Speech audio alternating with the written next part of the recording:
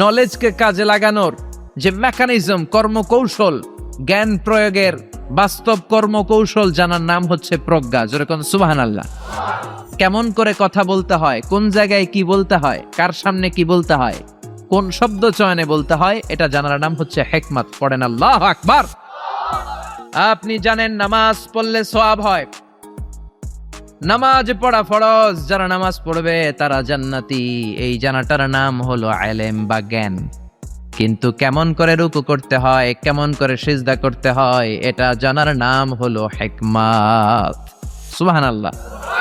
আল্লাহ আমাদেরকে হিকমত দিয়ে ধন্য করুক। আমরা পড়ি আমিন। আল্লাহ বললেন ওয়ালাকাদ আতাইনা লুকমানাল হিকমাতা আনিশকুর লিল্লাহ। আমি আমার প্রিয় বান্দা, আমি আল্লাহর ওলি, আমার ওলি লোকমানকে হিকমত দিয়েছি। কে দিয়েছে? আর তারে বলেছি আনিশকুর লিল্লাহ, শুকরিয়া করবা একজনের, তিনি কে? ওয়া মান ইয়াশকুর ফাইন্নামা ইয়াশকুরু লিনাফসি। আর যে শুকরিয়া করে তার নিজের জন্যই করে। শুকরিয়া করলে আমাদের লাভ, না শুকরি করলে আমাদের লস। আল্লাহর কোনো লাভ লস আছে নাকি? জোরে বলেন আছে?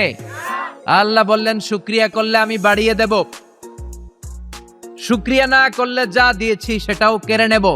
লা ইন শাকারতুম লা আযীদান্নাকুম ওয়া লা ইন কাফারতুম ইন্না আযাবি লাশাদীদ। যদি শুকরিয়া করো নিয়ামত বাড়ায় দিবে কে? কুফরি করলে শাস্তি দিবে কে? কুফরি করলে আল্লাহর আযাব বড় কঠিন। ইন্না বাতশা রাব্বিকা লাশাদীদ। আল্লাহর পাকড়াও বড় কঠিন। আল্লাহ সব সময় ধরে না, কিন্তু যখন ধরে ধরে না।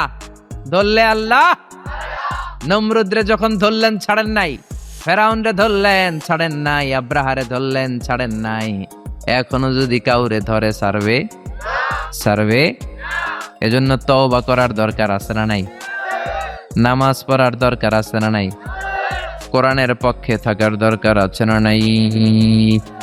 আল্লাহ বললেন আনিশকুরু লিল্লাহি ওয়া মান ইয়াশকুরু ফাইন্নামা ইয়াশকুরু লিনাফসি। যে শুকরিয়া করে নিজের জন্য করে, যে শুকরিয়া করে তার লাভ, আল্লাহর কোনো লাভ নাই। আল্লাহর কোনো লাভ আছে?